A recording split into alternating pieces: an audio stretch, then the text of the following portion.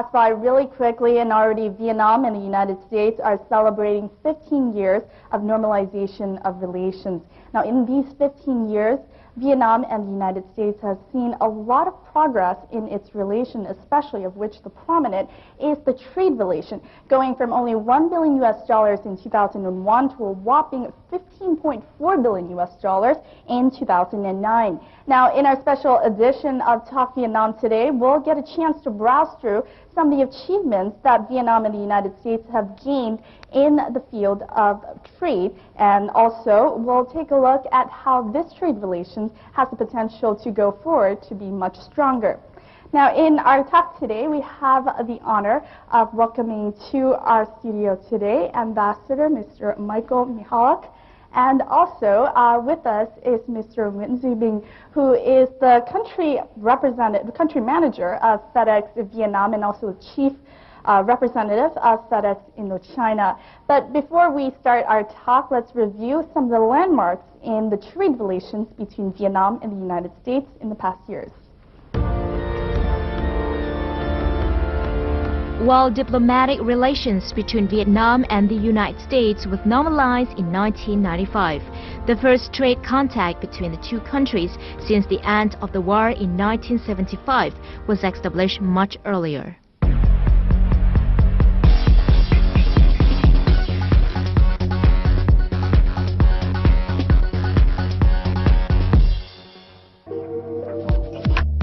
With the agreements of the U.S. administration, several American businessmen and companies started arriving in Vietnam to explore new business opportunities. On July 2, 1993, the Clinton administration cleared the way for the resumption of international lending, including that by the IMF and the World Bank to Vietnam.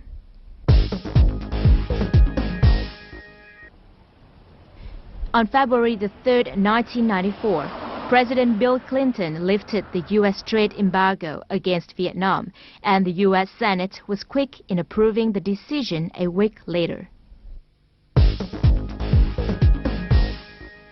Today, I am announcing the normalization of diplomatic relationships with Vietnam. On July 11, 1995, President Clinton announced the normalization of relations with Vietnam.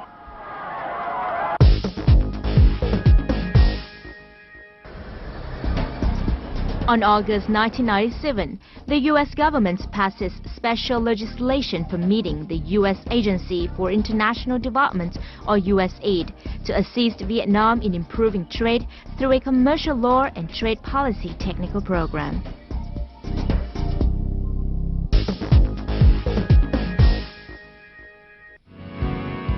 On March 11, 1998, President Clinton issues his waiver of Jackson-Vanik Amendment for Vietnam, paving the way for OPEC, EXIM, TDA, USDA, and MARAD activities.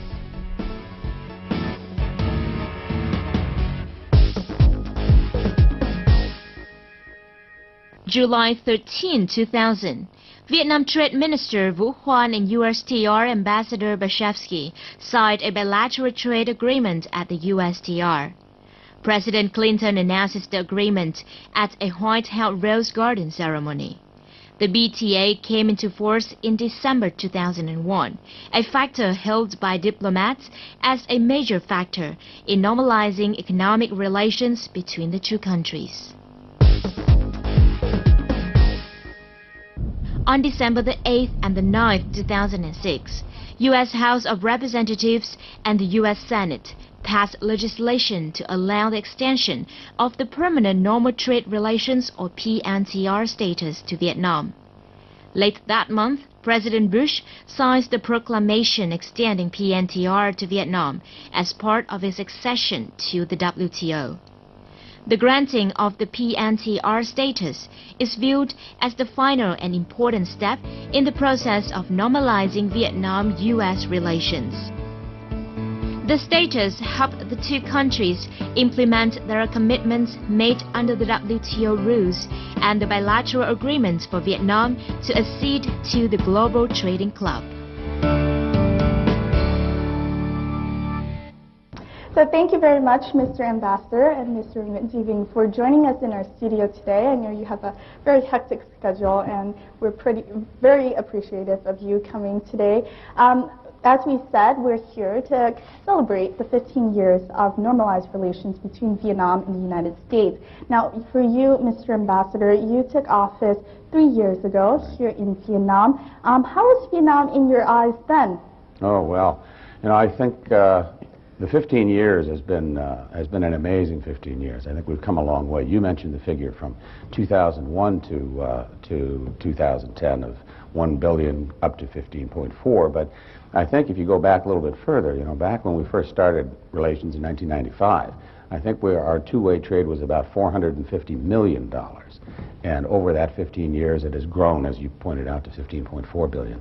Additionally, back in 1995, there was zero foreign direct investment from the United States here in Vietnam. And last year, the United States was the #1 foreign investor in the country. So I think over that time period, we've made some amazing progress. We've opened up our markets to each other, and not only in goods trades, but also in services trades. And again, education has played a big role in that. We're now moving up to the next level of trade engagement with our discussions of the Trans-Pacific Partnership, which is a very important sub-regional free trade agreement. We're also continuing our talks on a bilateral investment treaty. We are trying to explore ways to do a bilateral tax treaty. And we're working on a wide range of issues, from climate change to education to regional security issues. It's exploded, the number of topics that we're talking about, the number of visits that have gone back and forth between our two countries. So it's been a very exciting 3 years for me, and it's not over yet. So. Right, exactly. I mean, the relations have definitely changed, not only in the 15 years, but even alone in the 3 years that you've been here. It's seen tremendous growth. Now, for you, Mr. Jiving, you've arrived to Vietnam much earlier, about 15 years ago. How was the country at that time? 1989 was when I came back to Vietnam after living 15 years in the United States. I remember coming back to Vietnam at that time. The streets were filled with less cars. The primary mode of transportation at the time was bicycles and motorbikes. There were a few cars, but they were old cars, not the new brands that you see now. There were very few high-rises, very few international restaurants, and very few foreign investments. I recall there were 3 airlines that served Vietnam, 2 of which are foreigners, and 1 was Vietnam Airlines. I recall that the employment was very high, unemployment rate was very high, it was well above 10%. The inflation was very high. Inflation was like close to 300%. Per capita income was less than $200. Yet I felt there was excitement in the air because it was the beginning stages of Đổi Mới. And there was excitement coming from the cafes, coming from the colleges, from the schools, that the future was going to be bright. And that's because of Đổi Mới. And there was a bright light of hope at that time. I could see that in the youthfulness of the Vietnamese people, and the resilience in their determination. You could say it was a start towards this journey, even towards going to this moment where trade relations and the economic status of the country has changed so dramatically from those days. You talked about how you came to Vietnam in 1989. How did this trip come about?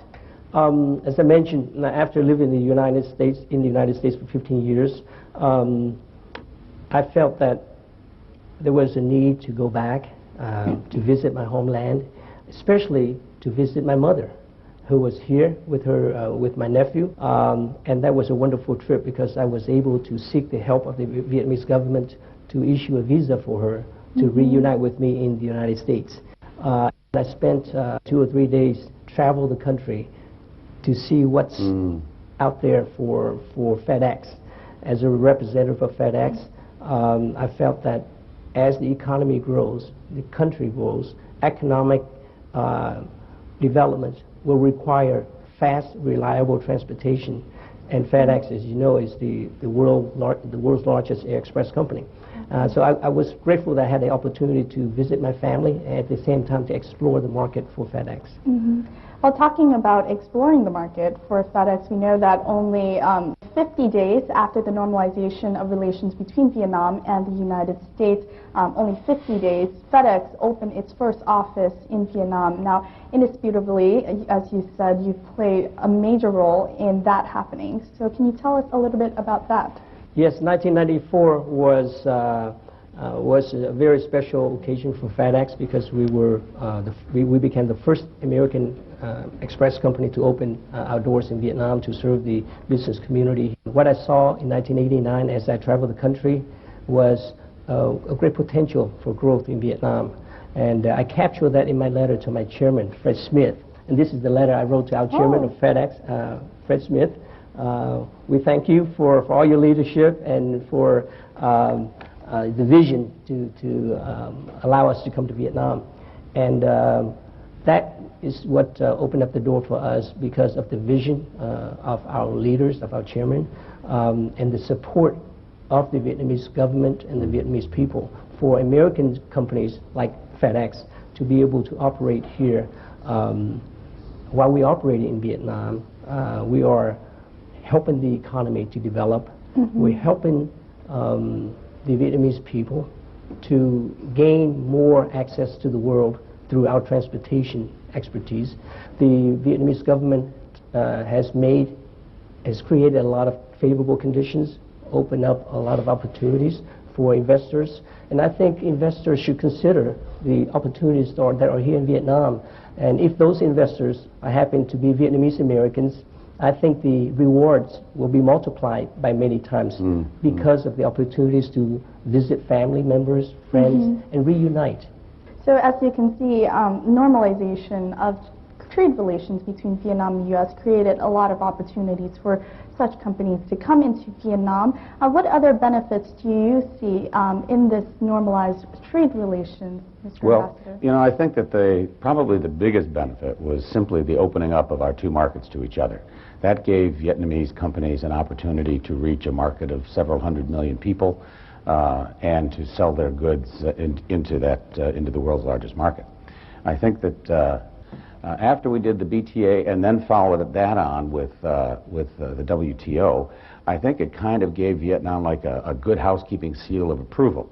You know, one of the world's largest economies has said, yes, you know, we think that we've got a good trade relationship with Vietnam, so it's okay for us, our companies, to come in and trade. But it also kind of sent a message to other countries saying that now it's okay for everybody to come in and trade. And I think with WTO and PNTR, Permanent Normal Trade Relations, Vietnam saw its average tariff level with the United States go from 40% down to 4%. So again, just huge opportunities for opening up.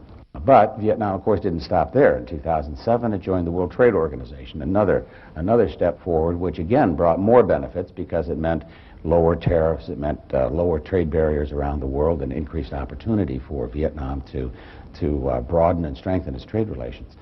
And after that, Vietnam branched out. 2008, 2009, Vietnam became non-permanent members of the UN Security Council and began playing a big role on the world stage. And of course, this year, Vietnam is the chair of ASEAN. So I think that you can see the evolution from first opening up, doing the reform and opening, now doing integration into the global economy. And I like to think that the United States has tried to play a supportive role there. Now, the Vietnam-U.S. Bilateral Trade Agreement, the BTA, signed in 2001, as Mr. Ambassador had said, led to a remarkable rise in the trade relations of Vietnam and also with the United States, and also the economic growth of the country alone when it came into force in 2001. FedEx is among a great number of American companies which has witnessed this dramatic change in terms of the economy of Vietnam going in a skyrocketing development. And we'll take a look in the following report about how. Launching its business in Vietnam since 1995, The development of the FedEx Vietnam is a prime example of the progress in two-way trade. At present, company dedicates one flight a day carrying some 30 tons in express goods, a rise of some 30 to 35% compared to the same period last year.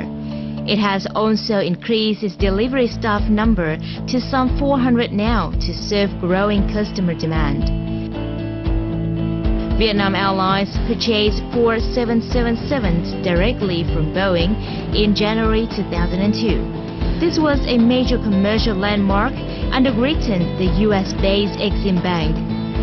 The addition of the 777 to Vietnam Airlines fleet was a significant milestone, highlighting Vietnam Airlines as a truly global carrier. During the past 15 years, the U.S. has become Vietnam's top trading partner.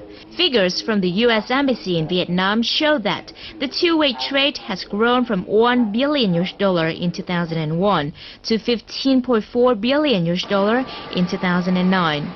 Exports from Vietnam to the United States are predicted to maintain a growth of between 23 to 25%, with key items including textiles, furniture, footwear, and seafood. When you're in the United States and you see products that are made in Vietnam, and when you're in Vietnam and you see that the United States is the largest foreign investor in Vietnam, and the United States is Vietnam's most important export market, those figures were unimaginable even 10 years ago, and the hard work that the Vietnamese government and the Vietnamese people have done to implement the commitments of the BTA, implement the commitments of WTO accession. U.S. exports to Vietnam consist mainly of transportation, machinery, manufactured products, food, and other primary products. America is also one of the main cotton suppliers for Vietnam's garment and textile industry. Trong vòng có 8 năm, từ năm 2002 cho đến năm 2010, thì Việt Nam đã vươn lên là cái nước xuất khẩu lớn thứ hai vào thị trường Hoa Kỳ. Ngoài ra thì cũng phải thấy rằng chúng ta xuất sang Hoa Kỳ thì chúng ta cũng nhập lại bông từ Hoa Kỳ với một số lượng rất là lớn. Hiện nay thì cái nguồn bông từ Hoa Kỳ nhập vào Việt Nam cũng chiếm đến trên 50% tổng nhu cầu bông sử dụng của Việt Nam. Và như năm vừa rồi thì chúng ta đã nhập từ Hoa Kỳ đến trên 150.000 tấn bông, có trị giá là trên 200 triệu đô la. Và như vậy thì tôi nghĩ rằng Việt Nam sẽ nhập rất nhiều bông của Hoa Kỳ và ngược lại sẽ xuất hàng may mặc sang Hoa Kỳ. Thì cái con đường đó chúng ta có thể áp dụng còn rất nhiều năm về sau. But as trade grows strongly, several disputes have emerged against Vietnamese products such as fish, shrimp, and textiles. According to the Deputy U.S. Trade Representative's ambassador, the U.S. and Vietnam have developed a really balanced trade relationship. The U.S. will work on issues as openly and transparently as possible and in a manner that is consistent with its trade obligation.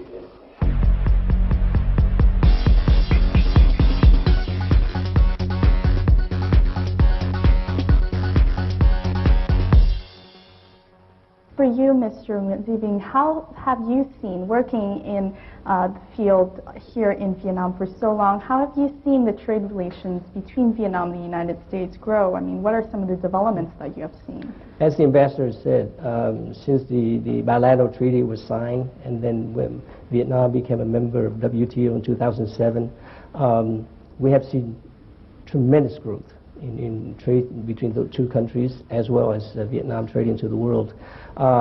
That trade, the growth in trade has propelled the economy to grow at a faster speed, which dictated the need for more time-definite transportation and logistics support for companies to move their products from Vietnam to the world.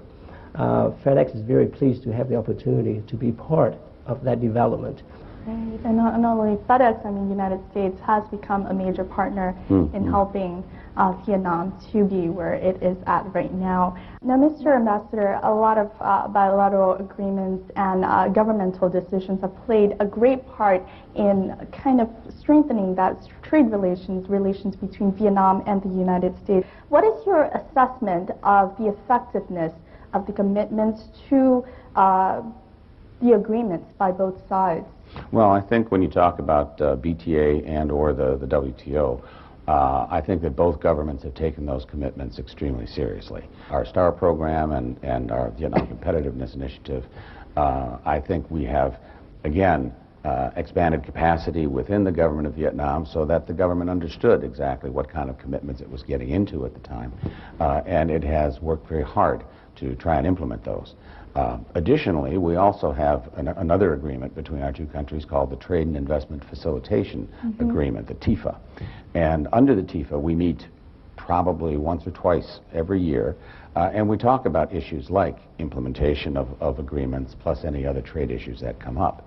So I think that we have set up a number of channels whereby we can talk with each other about how we're doing on implementation, correct any deficiencies that may come up, and give each other suggestions on how to do it better. Being one of the first chairmen of AmCham, what comments do you have on this issue, Mr. You were chairman? I didn't know that. Yes, I was chairman of AmCham in 2004 in the Ho Chi Minh City chapter.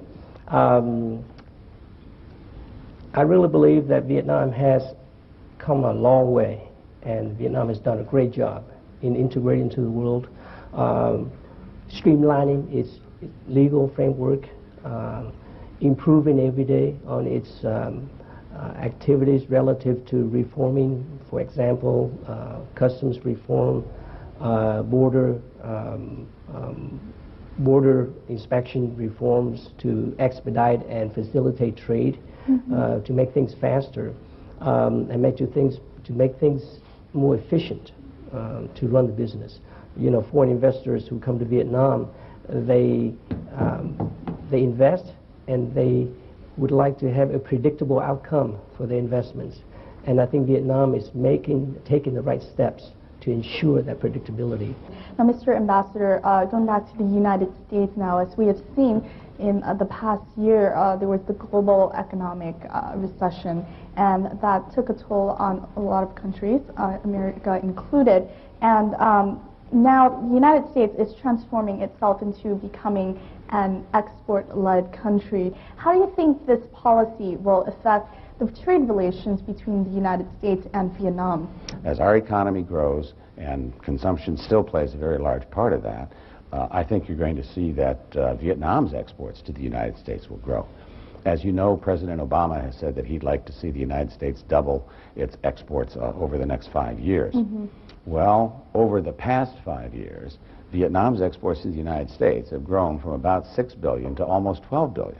So I think President Obama is just saying, gee, we ought to do what Vietnam did, because you guys have already doubled your exports. And, you know, even as we increase our exports, I think it does represent more opportunities for Vietnamese firms. Thank you very much for sharing all of your valuable experience with me and our audience today. Thank you again for being here in our studio, and I wish you all the best in your endeavors in the future, continuing to be at the forefront of boosting the trade relations between Vietnam and the United States. Thank you very much. Thank you. It's an honor to be here with the ambassador and to be here on your show. Heard a lot of good things about your show. Yeah, as a matter of fact, I have too.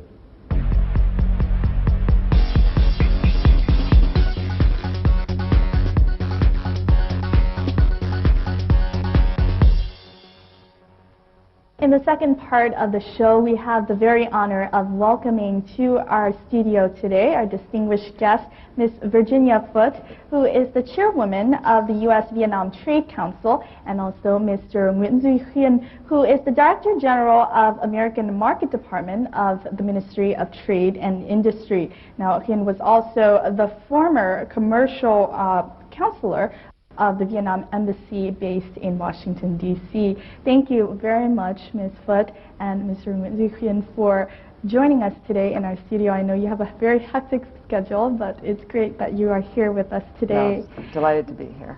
Great. It's a pleasure. Yes. Now, Vietnam, as you know, and the United States are celebrating 15 years of normalized relations, and also it's been 9 years since the BTA, the bilateral trade agreement, was signed. Now, for you, Ms. Foote, you've been in this process, I mean, since the early 1990s. Could you share your feelings of being so closely connected to kind of reaching that normalization between Vietnam and the United States? Well, my first trip to Vietnam was in 1989, and I came with my then boss, Ambassador Sullivan, who had been invited by your foreign minister, Nguyen Co Thach.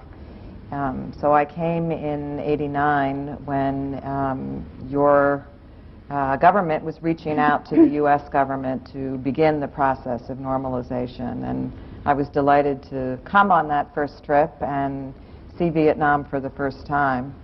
I came with Ambassador Sullivan, who had been here many times, so I was learning through his eyes the history of Vietnam and really the optimism that Vietnam had about moving forward with Vietnam.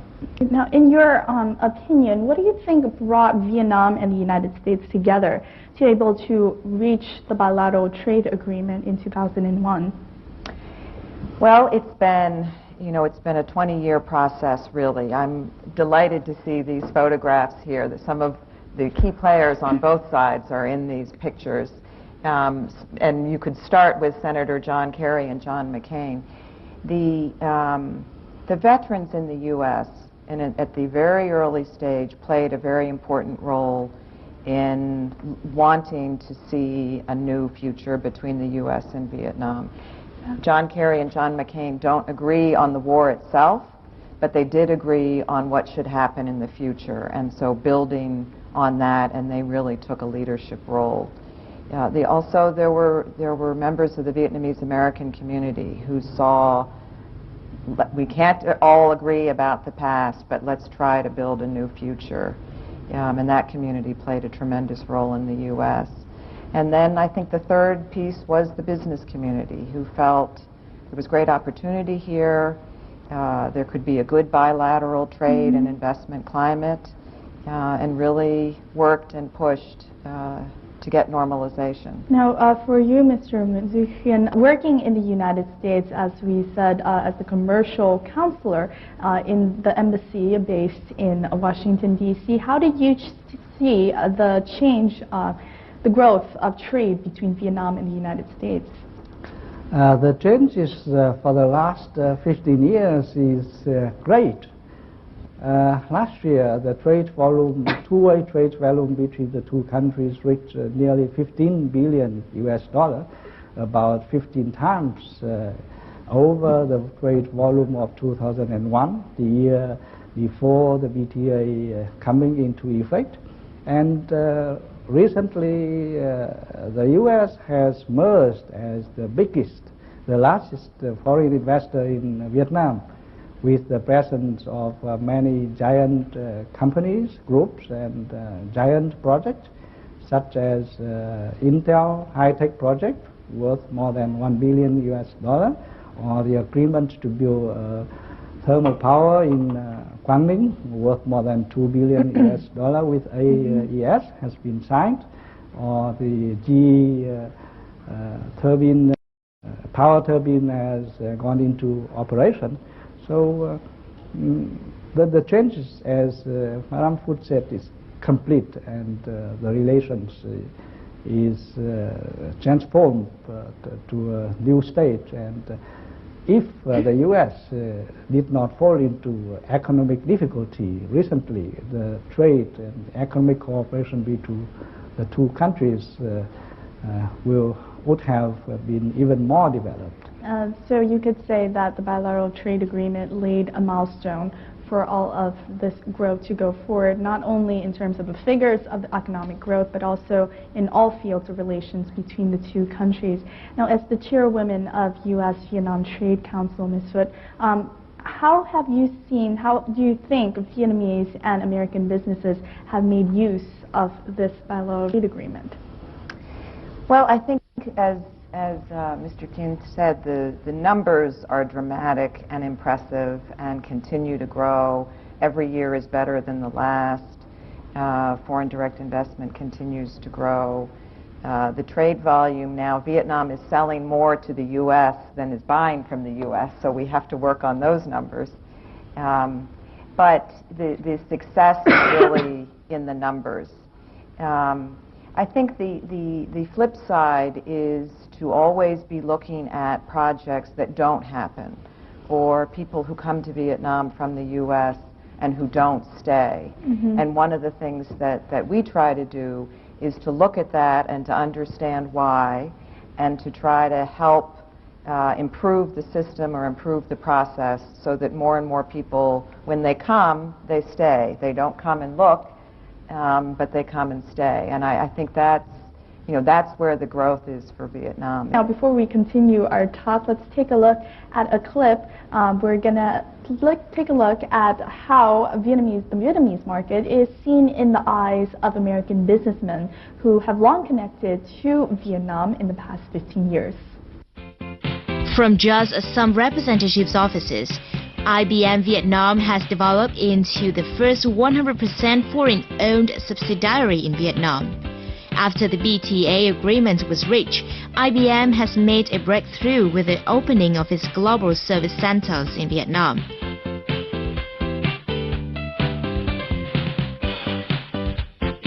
According to the country's director of IBM Vietnam, Võ Tấn Long, many American businesses have so far satisfied with their operation in Vietnam. Vừa rồi thì tôi có một cái vinh dự được tham dự một chuỗi các cái buổi làm việc của cái hội đồng kinh doanh giữa Mỹ và ASEAN.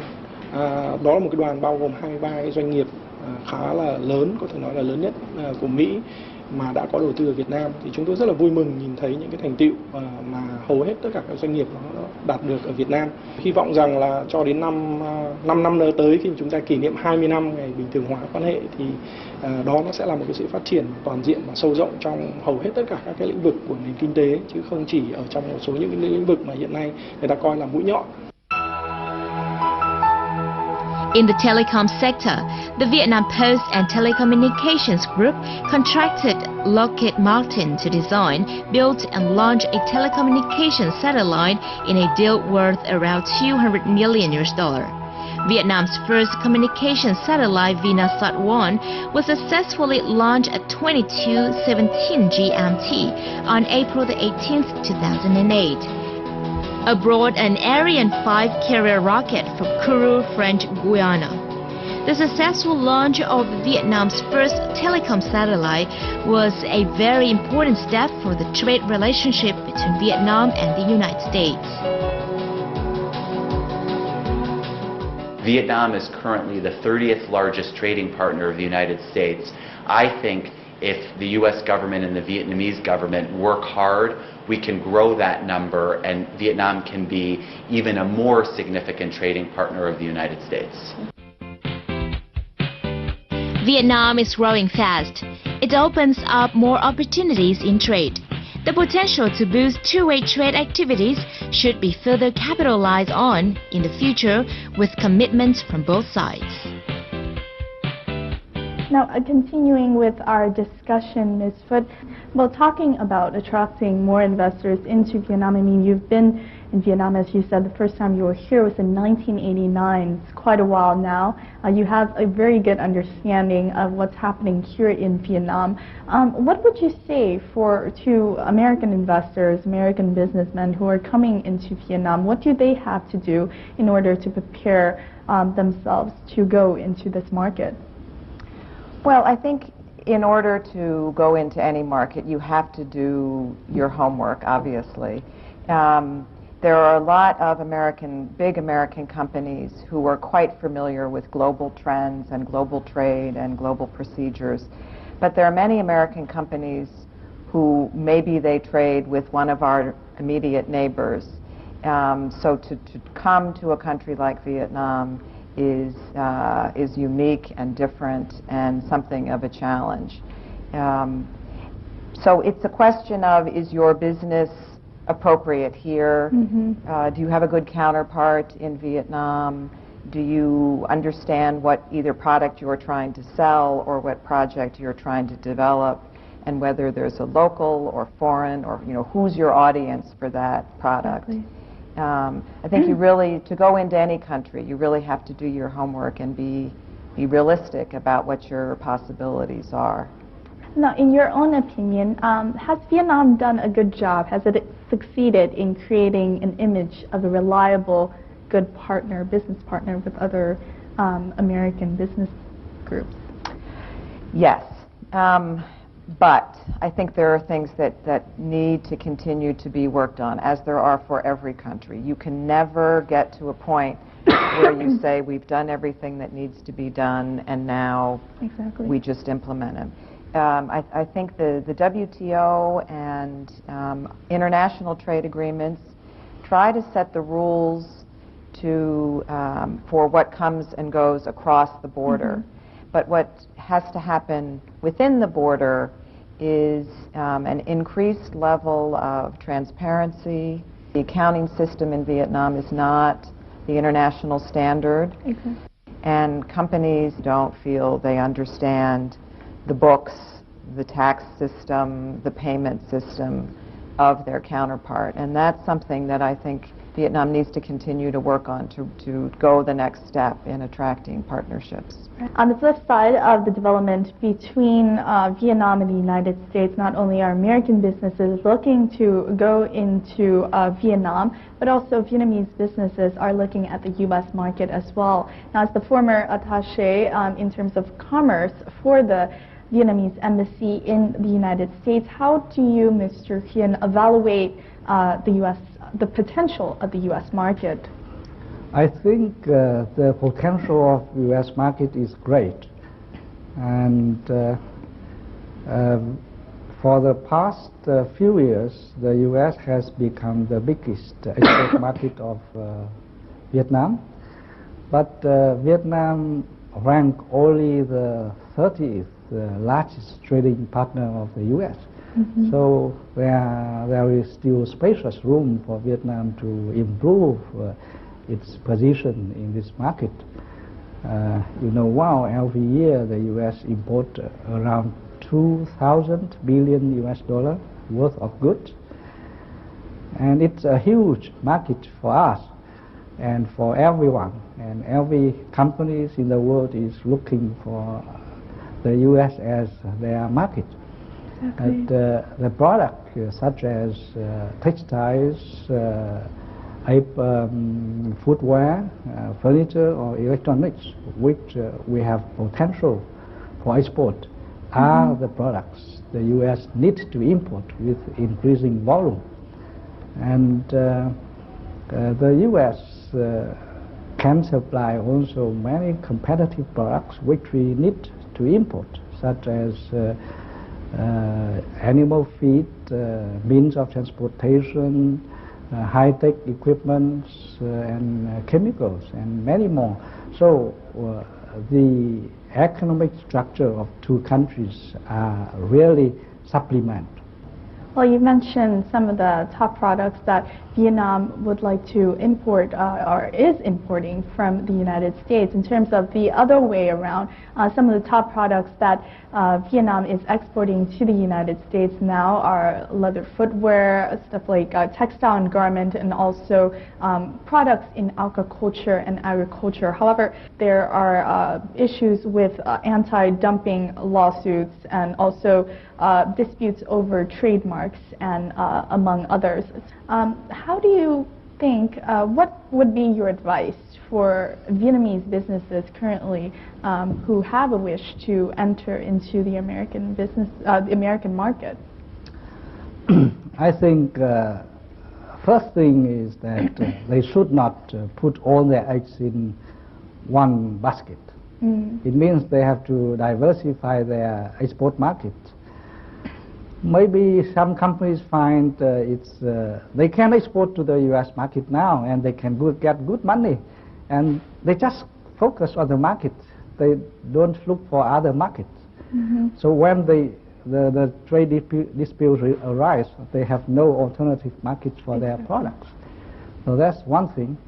Another thing is they should focus on the value, on the quality of the products, on the design of the products, on the service, so they can charge higher price. Do not focus, do not compete on price or on volume. If they compete on price, they cut the price, and then one day they will face, anti-dumping case, for example. And as I said, we have to prepare for trade disputes. So they have to keep good accounting record, to have full information to serve investigation. If they cannot provide enough or correct full information for investigators, they will use whatever information available to them. So those information are usually, not good for defendant, and it will result in higher rate of anti-dumping.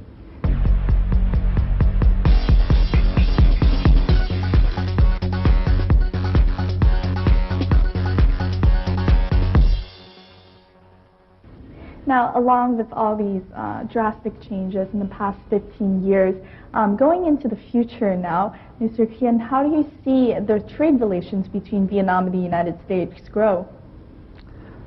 I think the trend of growth will continue, and U.S. will continue to be our important, very, very important export market. And U.S. will be among the biggest investor in Vietnam, and not only in economic and trade relations, other relations are developing well now. What about for you, Ms. Foot? How do you forecast the changes or the future of the bilateral trade relations between Vietnam and the U.S.? Well, I'm delighted that last year both Vietnam and the U.S. Decided to go into the Trans-Pacific Partnership, which is the first real APEC countries. There will be 8 in this agreement, 8 or 9, who have started a process of a regional agreement. The U.S. and Vietnam have not been in a regional agreement with each other, so this is a very important next step.